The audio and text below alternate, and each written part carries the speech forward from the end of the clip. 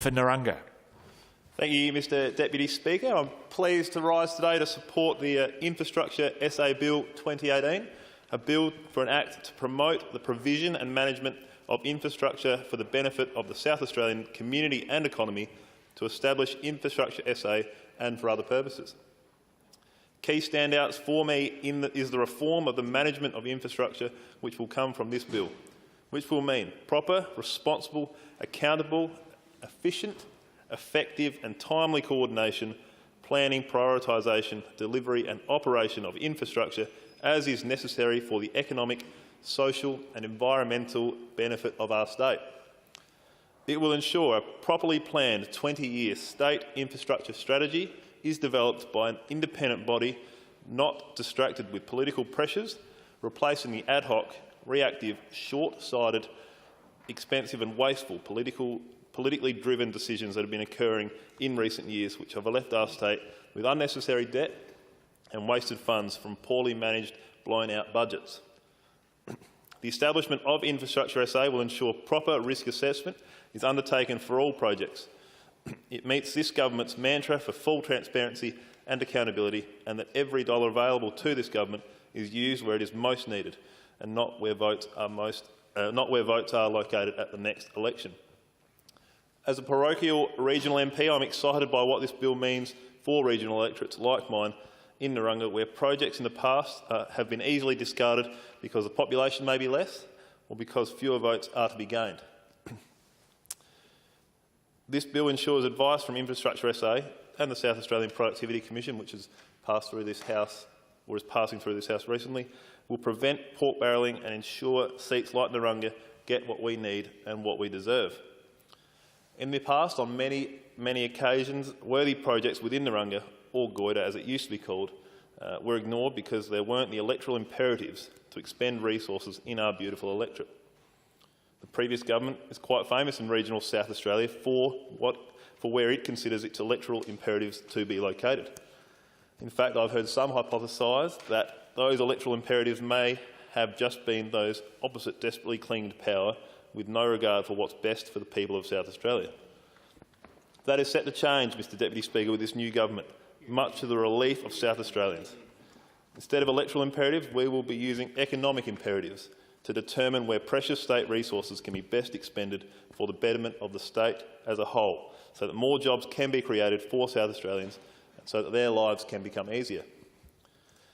There are many infrastructure projects within Narangga that have waited long enough, from road shoulders across the width and breadth of the Leg and the Adelaide Plains to pedestrian crossings, road reseals, port developments, passing lanes, bulk handling facilities and public transport investigations, and many other examples.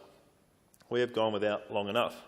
The establishment of Infrastructure SA may mean that the North Coast Road at Point Turton is given a better shot at a state government investment contribution, a road which is a council road but is promoted by the Tourism Commission and the state government as a part of the busy tourist route that is our coastal way, yet that is in appalling condition. It is an 11-kilometre stretch of road which is unsealed, and with 2,274 vehicle counts on it last Easter as part of the Coastal Way route, it is an embarrassment, as well as causing significant dust problems for local residents. I've heard from those local residents that when a family member comes to visit their homes in what is advertised as a tourism destination, they have to hire a car. Rather than drive their own vehicle to visit relatives, they choose to incur the extra expense of hiring a car so as not to expose their vehicles to the terrible road. So corrugated is that road that the car chassis are suspect to damage, and it is easy to lose control. There is evidence of this with a number of crashes that occur on that road. Yes, it is a council road, but with a shared jurisdiction, co-promotion is deserving. With a shared jurisdiction of co-promotion, it is deserving of a shared funding arrangement, and it is hoped that the state contribution can be made to this sealing project to make it a reality.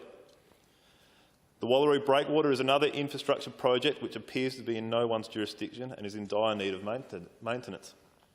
The big storm of a few years ago did significant damage to the breakwater, and a further storm could render the boat ramp, which is one of the busiest in the state, or outside of Adelaide I should say, unusable, and keeping that boat ramp open is key for the economic, social and environmental benefit of our state.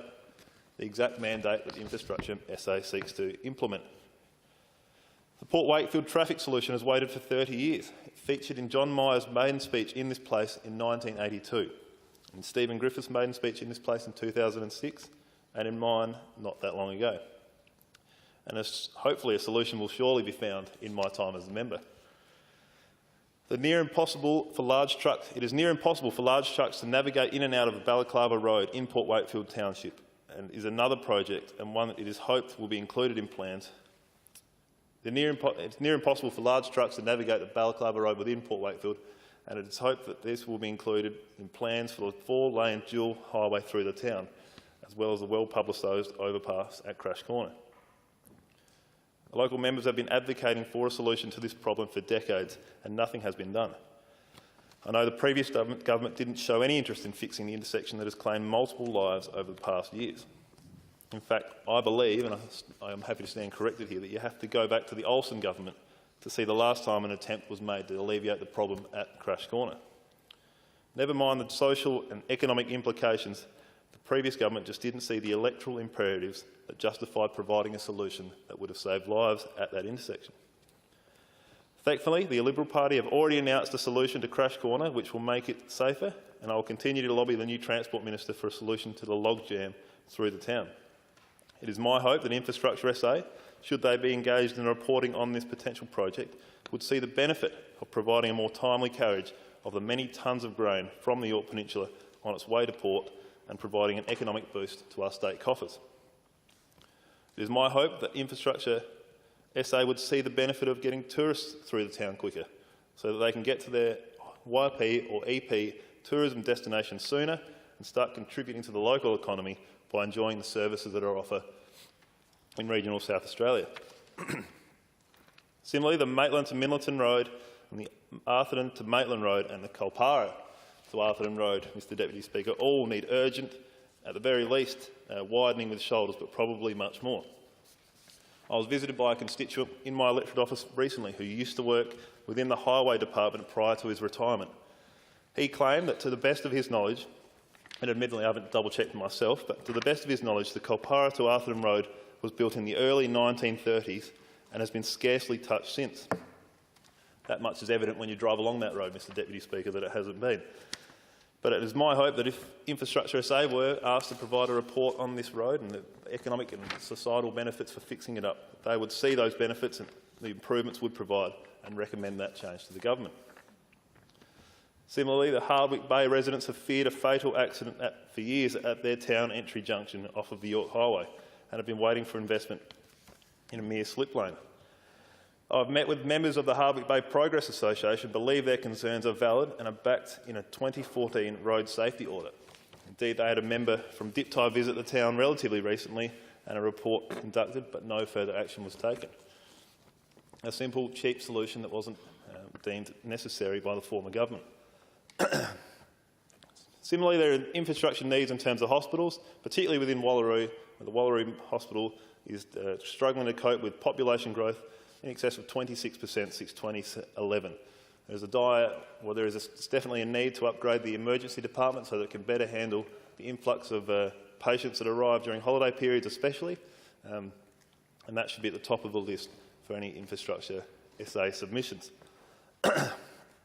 So much more is possible from proper, long-term, forward-thinking strategic management of the estimated $1 billion that the state has to spend a year on all sorts of projects which lead to improved quality of life for us all who live here. Be it ports, roads and other infrastructure, our businesses need to get products to markets. Just cutting out waste from poorly managed projects frees up more money to be spent efficiently and wisely. The importance of statewide infrastructure like major roads, hospitals and schools cannot be underestimated. And I also really like the fact an annual report will be provided to Parliament every year, which will include full disclosure of strategies and plans and progress reports of projects, which will result in better efficiency of dollars management and will prevent unexpected major cost blowouts, which have been wasteful in recent years.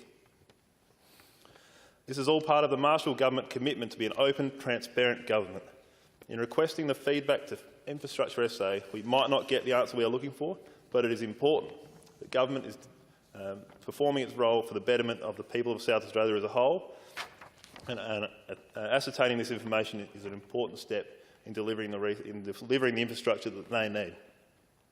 Rather than concealing that report and spending money where we think it could best save our grip on power, as had become practice for the former government, the report will be published, available, and our decision-making open to scrutiny. That is the bare minimum that is expected by the people of South Australia, and a welcome change, I'm sure. After all, we are spending their hard-earned money, and they want to know that it is being spent effectively and efficiently. For if the government is not spending it for the betterment of the whole state, with information and decision-making publicly available for scrutiny, then they have every right to question our decisions. Working in tangent with the new South Australian Productivity Commission, Infrastructure SA is about providing better quality goods and services for more people using the resources available. I'm particularly excited that this bill means infrastructure planning will benefit all South Australians, no matter where they live, by lifting productivity and quality of life.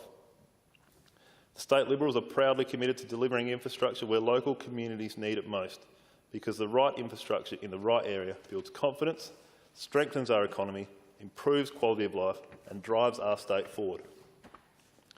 The State Liberals believe in the importance of community infrastructure.